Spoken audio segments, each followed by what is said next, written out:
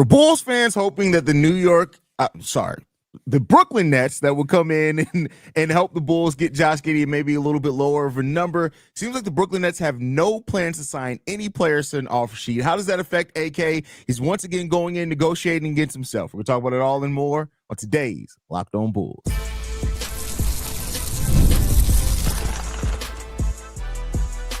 You are Locked On Bulls, your daily Chicago Bulls podcast. Part of the Locked On Podcast Network, your team every day.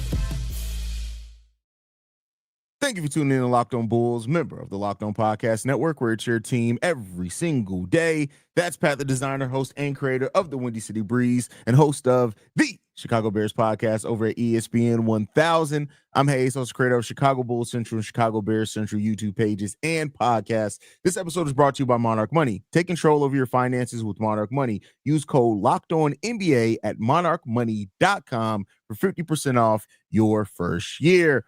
Pat, a lot of Bulls fans are hoping that the Bulls are going to be able to play Josh Giddey against the Brooklyn Nets, even though I never really understood that because, all right, everybody just hopes and wishes that the Nets were going to come in and just make some low offer that then AK was going to be like, well, that's exactly what we're going to offer you. Typically, you have to outbid a team if they make an offer, you're a free agent anyway, but it came out over the weekend and the Nets do not plan on using offer sheets at all. If anything, they want to use their cap space to be the third team in the trade to acquire more assets, which is a really smart deal. And then this comes down to a few things. They have 4 picks in the first round of this draft. If they want a point guard, they can get one without spending $30 million on top of having to re-sign Cam Thomas this offseason as well. What do you think, Pat? Well, I think the conversation would be that do you want something that's proven or do you want something that you're taking a chance on and that you're going to have to develop, seeing as how the Brooklyn Nets have not done a great job developing players and utilizing players in the long run. But you're not thinking that if you're a part of the organization. If you're a part of the organization, you're sitting there going, well, no, of course we can develop guys. We've already gotten Nick Claxton to this point. We've gotten Cam Thomas to this point. We know what this season could be if we bring in young pieces. They're going to trust their player development staff. They're going to trust what they have built here. I do think that it is a little bit surprising that you're not even going to try and make an offer. I think usually we see teams do that out of spite. Sometimes, right? Like when the Kings did it, it was like, you're not signing Zach LaVine. We're going to match this contract. But, hey, they helped us out because they put the injury provisions in that contract, in that version of the contract, remember? And that was the healthiest Zach LaVine had been over his career. He didn't have another surgery the entire length of that contract. But it was the injury provisions were nice for that, but I think I don't expect Brooklyn if they're saying they want to go the other route, be the third team in on a deal, which I think there's some conversations about the Bulls being in that situation as well with some of the pieces that they have. It is going to be interesting. Now the big question is, is AK going to go out there and try to argue with himself essentially in a deal? You know what I mean? Is he going to be looking to see the Bulls go out there and try and pay market value, but then say, well, but we believe in you in this, so you're going to give us a deal at the end of the contract, so we'll give you more here. And I can fully see that happening because there was nobody vying to offer Lonzo a contract, and he's making $10 million. I'm going to slide that into every episode. I will not let that be forgotten. The 18th overall pick. Yeah, I mean, easy. But, we had hope. Josh Giddey's contract is not the one time that the Bulls are not in any type of fight. Our cap sheet is we have the cleanest cap sheet in the NBA. And it's like, now Bulls fans, let's nickel and dime everybody. It's like, this is the place that we've been wanting to be in for forever. And guess what? Every year you don't what do you want people to just walk away so we can just keep having cap space? Eventually you should want the cap space to sign somebody, a 22-year-old walking triple-double of a point guard. That's not worth money to some of y'all. It's just confusing. Bulls fans just constantly being in this place of just always wanting the next great thing. And while we don't have crap, it's great if you want the next great thing when you got something to start off with. It's like, this ain't quite working. We don't have anything. It doesn't make any sense. Go ahead, bro. Yeah, listen, I think here's the thing too, right? There's almost this Bulls fans feel like there's an option. And I'm going to tell you this right now. Look at the NBA Finals right now. AK ain't changing course. These are your options. He's going to be competitive. He's going to try and trade for the pieces that are in place. He's going to try and find guys later in the draft while still being competitive, while still going out there and adding nice role pieces to guys who maybe are close to being a star. But there's no world where he sits there and looks out at a guy who's putting up numbers like Tyrese Halliburton is and says, yeah, Josh Giddey's the wrong answer. Mm-hmm. Not after what we saw in the second half of last season. Yeah, I mean, even the people who look at that and was like, well, it was after March, that basketball really doesn't matter. I'm like, all right, well, go in that case, even if that's your argument, that's a stupid argument anyway. Go and look at where the Bulls wins were the last time we were a winning team and tell me something about that. Like the argument that all basketball matters. It's not like football where the last 2 games of the season, you may see somebody starters for a series. That's not what was happening here. Like, yeah, you had some people that were out with injury and things like that, but like this whole narrative of February, March basketball doesn't matter at all. You mean a third of the season doesn't matter? Yeah, I think it's stupid to say that in the East too. Like I get it in the West. Yeah. If you want to say, kind of end of the season, February, March basketball doesn't matter for some of those top teams that are locked up. I could roll with you down that logic, except for the fact that it seemed to matter for every one of those top teams that if you lost 2 games, you weren't the number 1 overall seed or you weren't the number 4 seed. I mean, the Warriors lost 2 games at the end of the season and they were in the play-in. Yeah.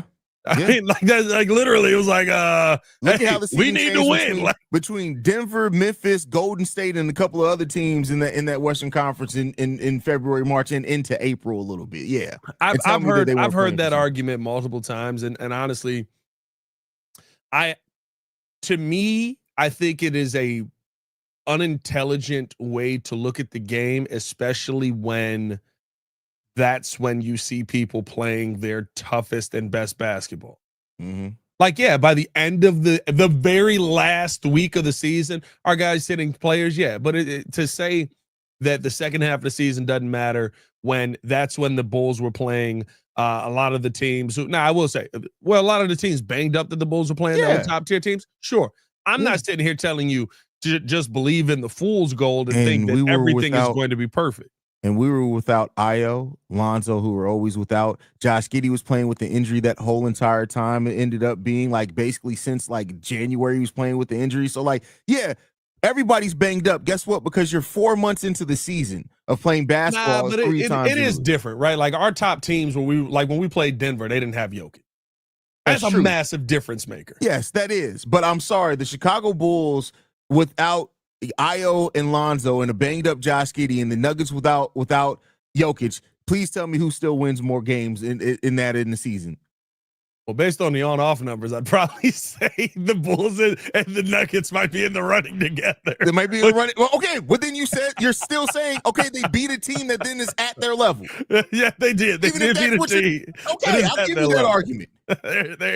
They did beat a team that is at their level. They beat a team that was at their level. So.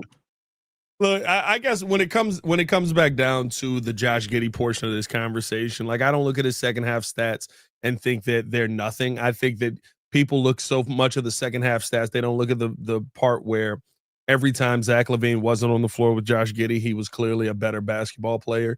And I think that's really what you saw in the second half of that season. You saw Josh Giddey go out there versus the Miami Heat defense and put up a solid game. I'm not going to say he had a great game, but he still showed that competitive fight, that want to go out there and be successful. And there's players on this team that people hold in high regard that we can't say about that coming out of that Miami game. So my hope is that AK, just isn't doing one of these where he's like, no, I said 25 million. No, I said 30 million. No, I said 35 million. No, I said 40 million. Oh, bro, send me that. I'm going to add that to the thumbnail after the fact. That is hilarious, bro. That's priceless. Did you just make that while we were recording? Yeah, that's what I was doing when I was looking over here. That is hilarious.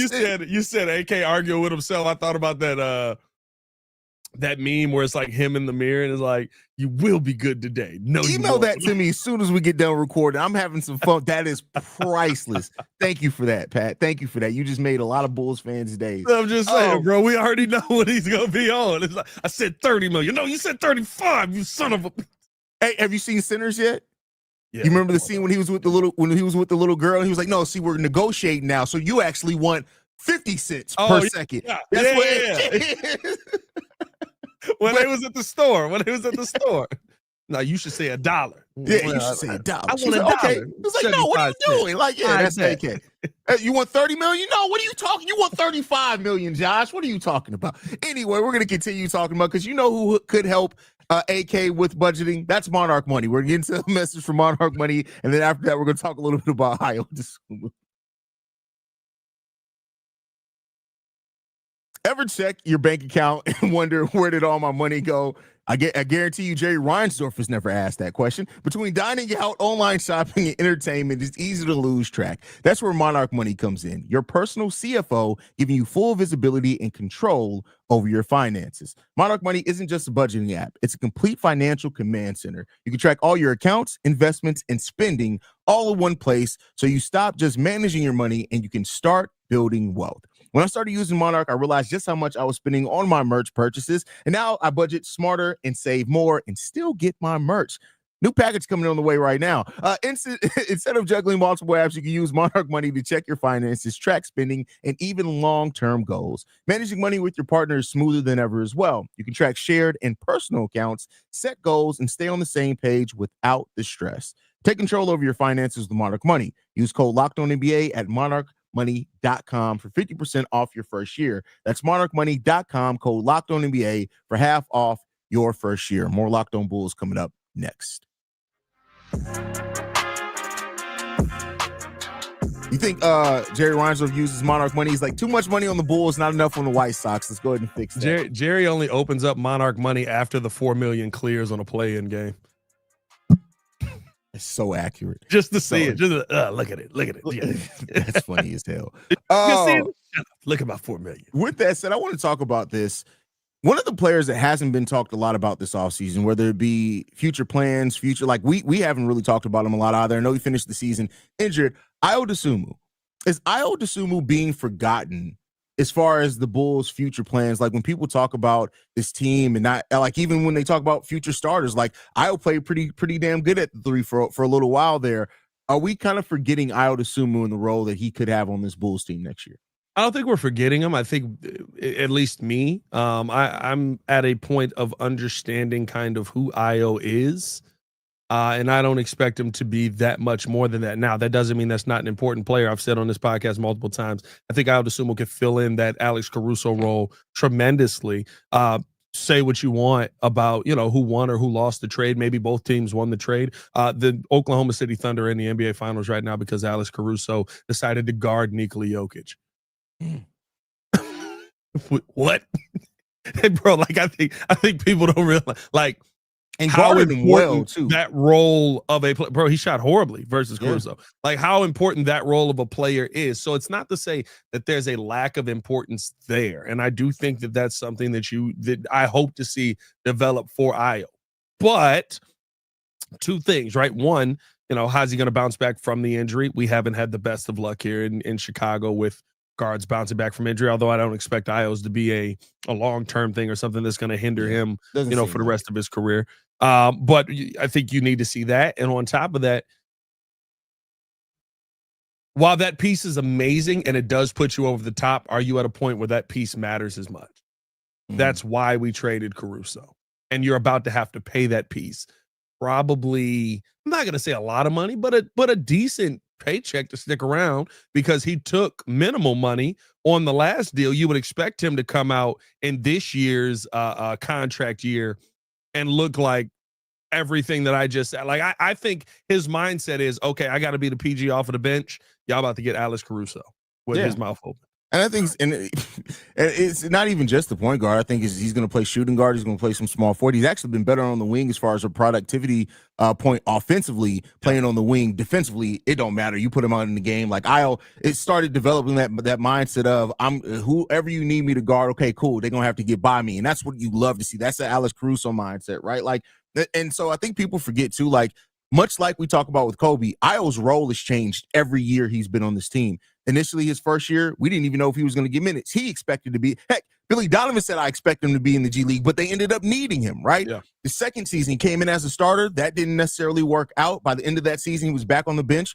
We had Patrick Beverley in there. His third year, he was starting with Kobe White. He moved to the 2 guard by the end of that season. And then this year, he was kind of all over the place. He played 4 different positions last year. He started at 4 different positions for the Bulls last year. So his role has been all up and down. I think much like Kobe, I want to see what Ayo comes into a season with a defined role and then him getting to stay into that role the majority of the year, because I think he's gonna excel once he's able to focus on one thing. So Ayo is a big part of this. And I think until you find your long-term 3, to me, it's a position battle between Kevin Huerter and Ayo Dosunmu. Now, you may want to have Ayo come off the bench because of his ability to guard multiple and play multiple positions, but Ayo's going to get starting level minutes next year. I have no doubt about that. Well, I think the conversation is not, Ayo hasn't not gotten starter level minutes since his about rookie 10 games into his rookie year. Like, I was gonna say, like, he's always been at starter level minutes, so that's not even a question for me. Even when he was coming off the bench, that's their second year when he ended up getting benched, he was still playing, 25 minutes a game.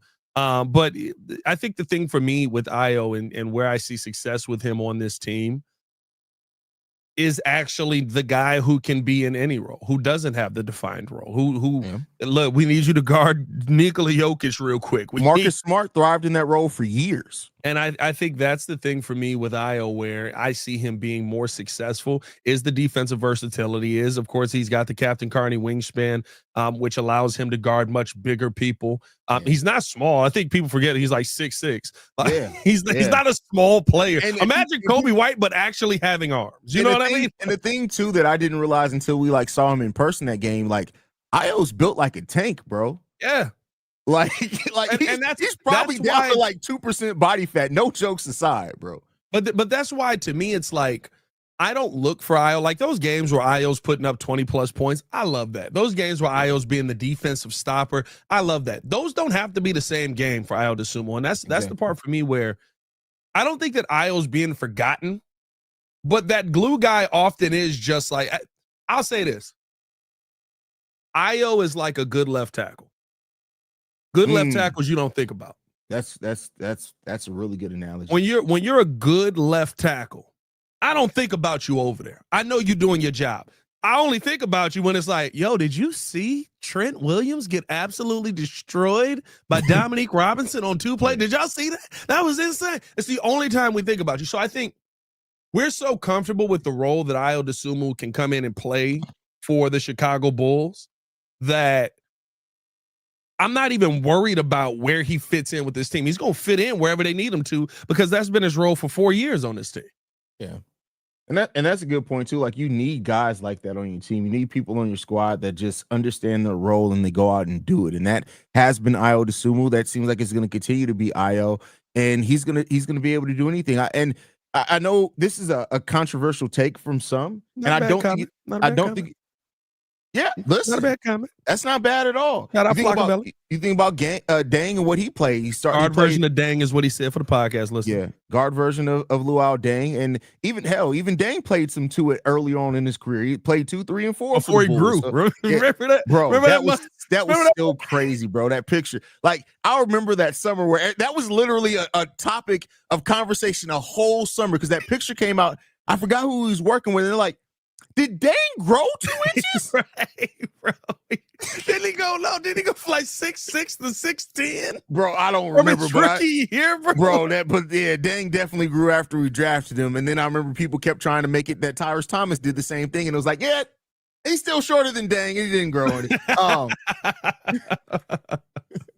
But no, Ayo's going to have a big role in this team. I think that Ayo and his ability to do whatever the team needs him to do at any given time, that is, his shooting started coming along at the end of the season. And he started off a bit rough, but I think with the shoulder being healed up, we're going to get back to seeing the solid shooting Ayo Dosunmu. But that defense, man, we already know we need perimeter defenders. We don't have any for real on this team.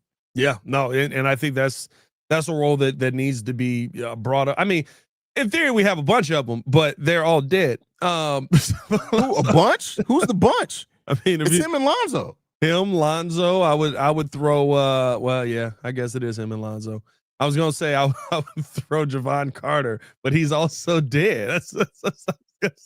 I was saying, guys, that's supposed to be what they do. I mean, that is what he's supposed to do. You're not wrong on that.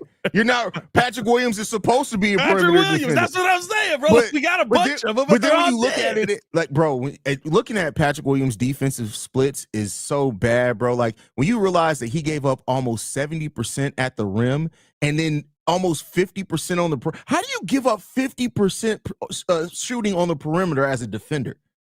Anyway, I'm sorry. I'm trying not to crap on Patrick Williams every opportunity I get because it's low hanging fruit at this point. We're gonna take a brief break. Hey, you want to know what the best part about low hanging fruit is? Easy to reach.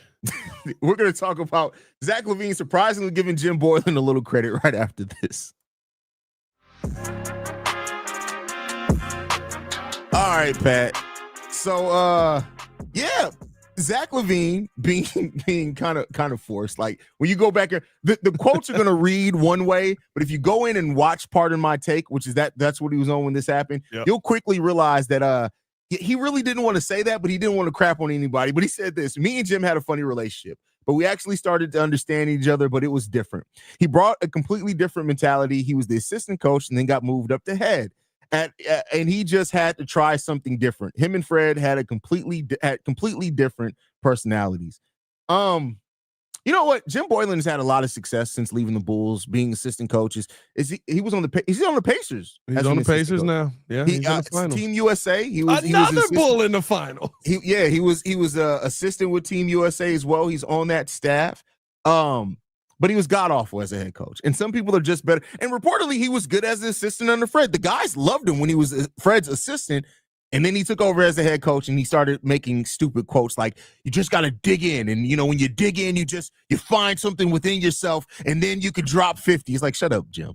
Shut up. How do you feel about this interview? I mean, listen, I think what's funny is that a lot of fans look at somebody not being a head coach anymore or not being at that height and say, oh, look, he failed, and so he's the worst thing that we've ever seen. No, he was a horrible head coach. Mm-hmm. And I do agree with that.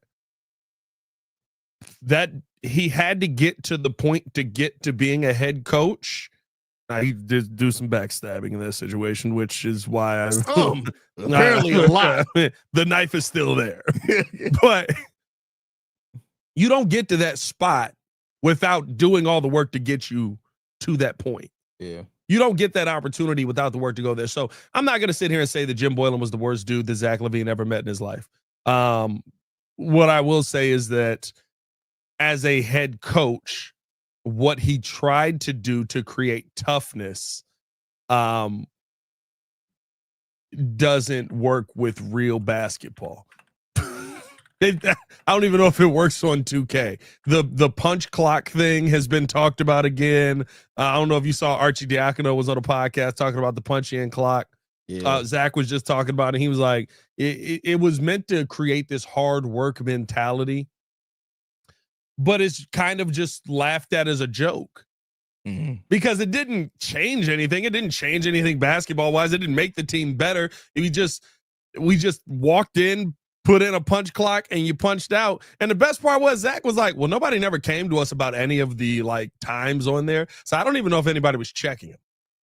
So it's like you were half doing even the punch clock thing. Like at least have somebody on the staff checking the time. Everything and getting on somebody if they late. Everything was a facade in that era of Bulls. Bro, you remember when Gar Forman, I think it was Gar, maybe it was Jim, proudly tweeted out, the guys are in our building working, because it was campaign jogging at the Advocate Center during the offseason. And I was like, yeah, he was jogging because his foot was hurt. He was just on a cart. That's why he was doing that. Bro, that era of Bulls was so insane. And I fully believe this. Now, he's changed his game a lot since then.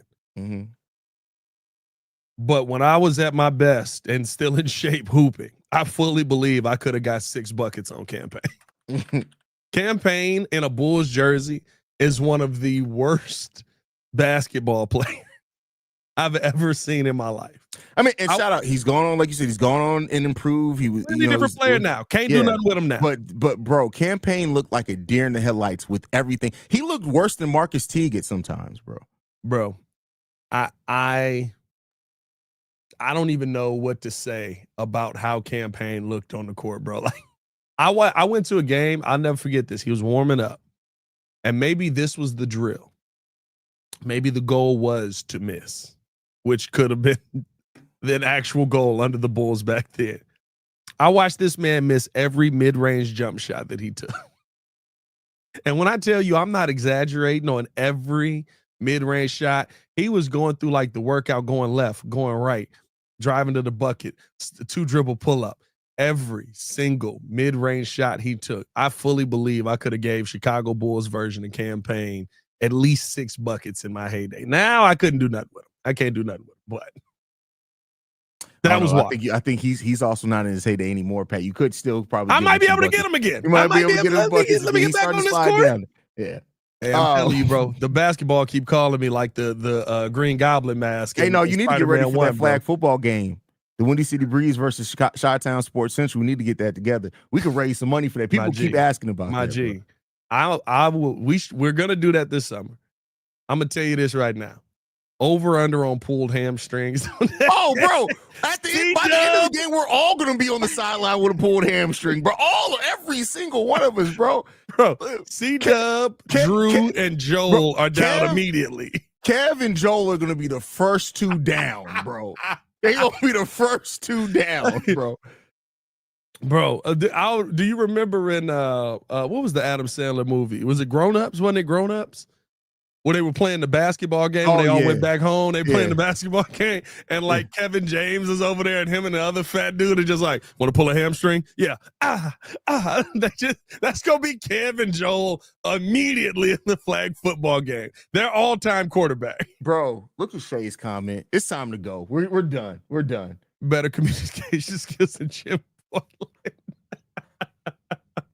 Hey, man, we appreciate y'all for tuning in to the show and love it. That like button, subscribe to the page, leave a 5-star review. Y'all know what to do. I love that. If you're not on the YouTube side, like, shout out to y'all that listen on the podcast side, and we appreciate y'all keep listening.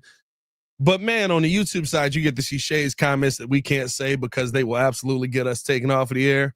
Y'all should pull up on the YouTube side just for that. Y'all stay safe out there, Chicago. Follow us on everything at Locked On Bulls. Follow me on everything at Pat the Designer. Yeah, you guys can follow me at CEO Hayes. Locked On Bulls is free and available on every podcasting app and platform of your choice, as well as YouTube, the Odyssey app, Amazon Fire TV, Roku TV, Fubo TV. We'll see you guys tomorrow, bright and early. Peace, y'all. Peace. Shay is on demon time. Yeah.